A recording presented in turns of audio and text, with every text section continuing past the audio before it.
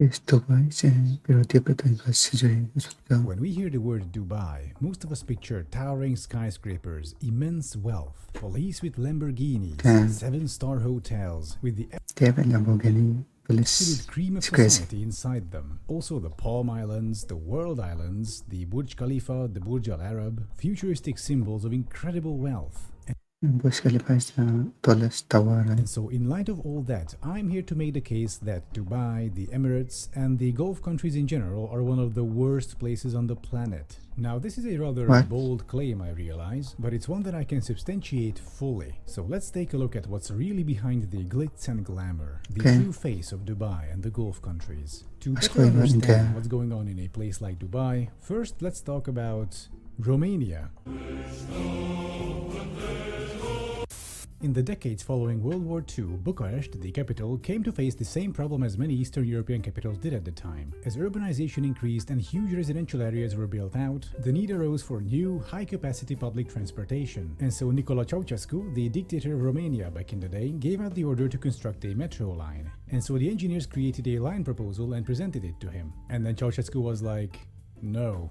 I will design the route personally." And so the former shoemaker assistant, who also called himself the genius of the Carpathians, I am not making this up, sat down and redesigned the entire metro line to have it run along the river underneath. Yes, along.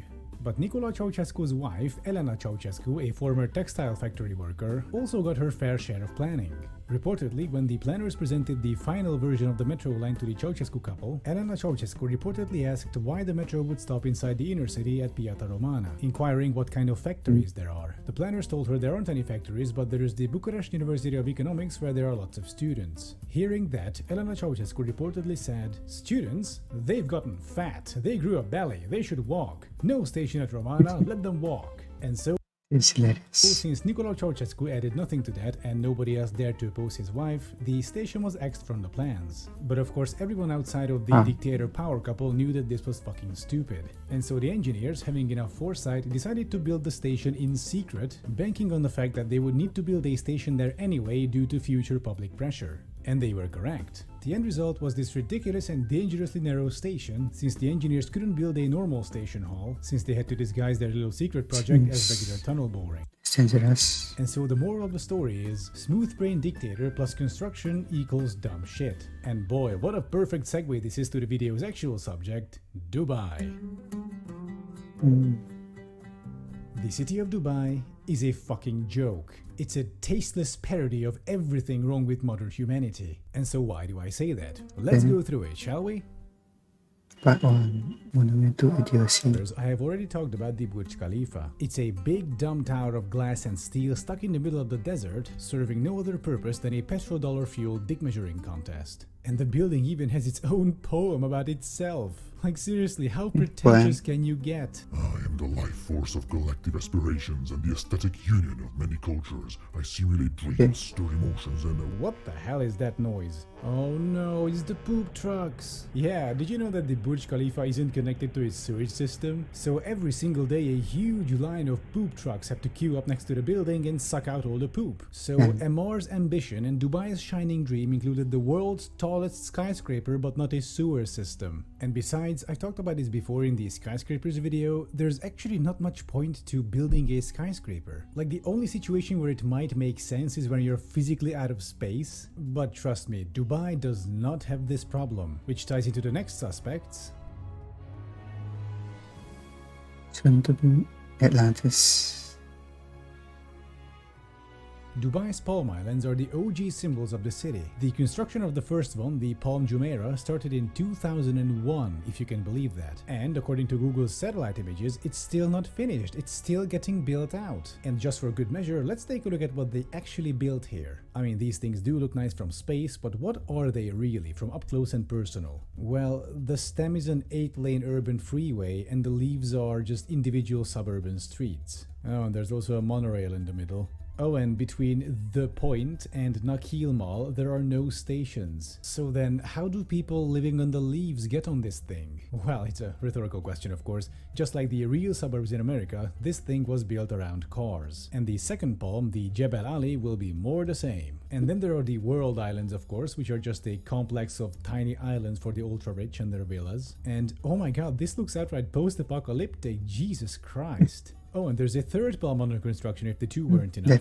Oh, and by the way, the sand they use for the palms is not desert sand. They can't use it because the grains are too big. Instead, they have to get the sand from the seafloor. And they achieve this by sucking it up with these big tanker ships. Yes. And also annihilating acres of marine life in the process. Oh, and by the way, That's sad. these palm islands were built on top of natural coral reefs, which they just ended up basically burying. Oh, and according to NASA measurements, all these islands are sinking at a rate of 5 millimeters per year. And by the way, have you heard about this thing called the rising sea levels? According to the Environment Agency Abu Dhabi, under the most severe climate change scenario, nearly all of Dubai, including the Palm Islands, would be underwater. Alright, so let me get this straight. You That's a waste of money then. had all the money and power in the world to create anything, and you have paid money to annihilate a coral reef to build a sinking suburb on top of it. Perhaps I treated you too harshly.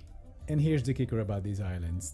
That's right, I'm still not done. Why build them on the sea to begin with? I mean, you have the desert. You have all the space you will ever need. So why not just build the palms inverted into the land? You know, having the actual body of the palm not out of sand but out of water. It would look just as impressive from space, and it wouldn't even demolish all the aquatic life. Hang on a second, they did do something like this already, just below the palm tree. And, oh no, these are American-style suburbs? Oh man. I can't believe it. They took the worst urbanism practices from the US and they implemented it one-to-one. And we actually have all the circles of urbanism hell in here. Copy-paste housing, cul-de-sacs, giant highways cutting through the area, no public transportation, a 12-lane arterial road, Jesus Christ. And so this will be our segue to Watching desert Futurama.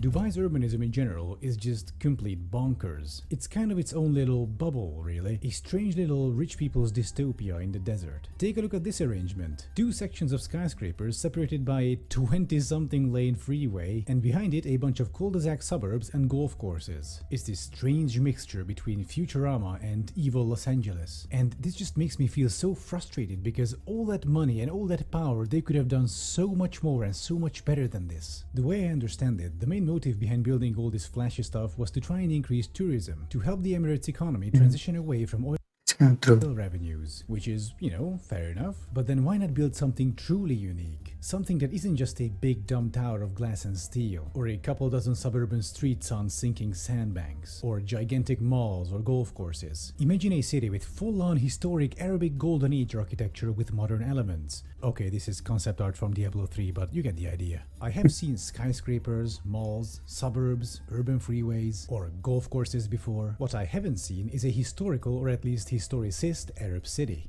That would be a great way of spending all those petrodollars, or at least a better way, I would say. And that might even attract a more quality crowd instead of the oligarchs, trust fund babies, and nouveau-riche idiots. Okay, that's a bit unfair, but Dubai right now is not exactly a haven of intellectualism, so to speak. By the way, did you know that only 10% of the Emirates population is actually Emirati? The other 90% being immigrants and expats. Well, actually, they're all immigrants. It's just that white people came up with this word expat, so they don't have to call themselves immigrants abroad because that word is reserved for brown people. Speaking of which... Wow. Still sleep in United Arab Emirates. And this right here is my biggest problem with Dubai, the Emirates, and the Gulf states in general. All that luxury, wealth, and opulence you see all around you in Dubai rests on a mountain of human tragedies. Poor people from third world countries such as India, Pakistan, and Bangladesh are lured in by work agencies promising high wages and stable employment. People take loans from friends and family so they can cover the costs of their travel and work visa, usually more than $2,000, despite Emirati law requiring the companies to pay for those. Upon arrival, workers' passports are often confiscated, essentially trapping them inside the country. Workers are forced to work 12-hour shifts up to 7 days a week for $175 per month on average. Wage arrears are common, many workers not receiving money for months on end. To quote from a Human 12 hours Rights Watch report, The impact on workers whose wages are withheld for even 1 month is very serious. They immediately fall into arrears on the debt they owe recruiting agencies in their home countries. They incur additional interest, and they are unable to send money home for their families who depend on their income earned in the Emirates. In some cases, the non-payment of wages means that workers do not have money to buy food or basic goods and end up borrowing money just to survive. The COVID epidemic only made things worse. That and the oil price crashing left many workers jobless. Consequently, many were abandoned by their former employers. They now spend their days in half-abandoned worker camps on the outskirts of the city. Only volunteers and their food donations standing between them and starvation. A Guardian article quotes a construction worker called Hassan. He says, "Guests on an off visit and give something, but when nobody comes, we have to starve. We have nothing." All this just a few kilometers away from the 7-star hotels, the world's tallest skyscraper, the world's biggest mall, and the golf courses for rich foreigners.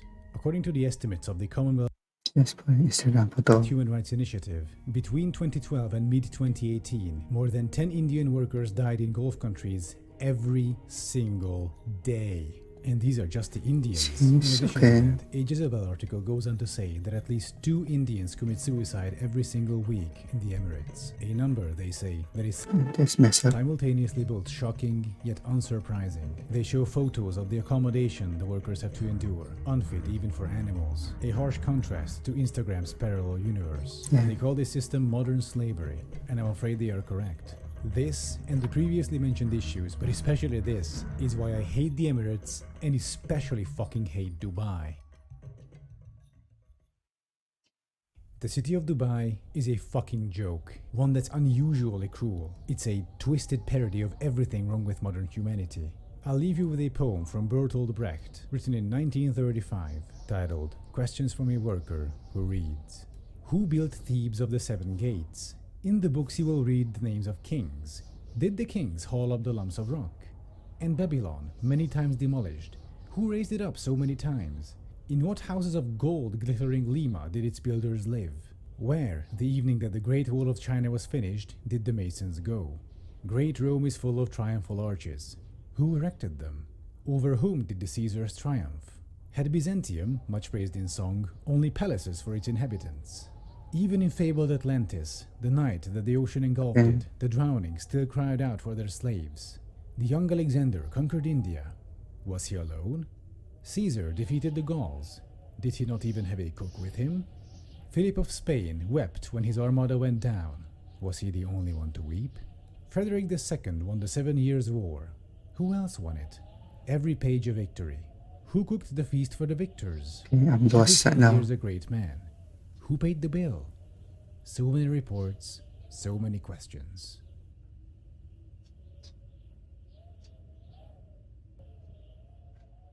And then, Thank you for watching. I'm sorry the video took it's such a nice. dark turn in the end, but as I was looking up stuff for Dubai for the video, I kept encountering more and more just alarmingly fucked up information. Like, Jesus Christ. Anyway, thank you for watching once again, and please like and subscribe if you haven't already, and It's a natural modern slavery right there. You never know that all those things exist up till now. It's actually kind of crazy to think about. Actually, it's a level that now, so nice.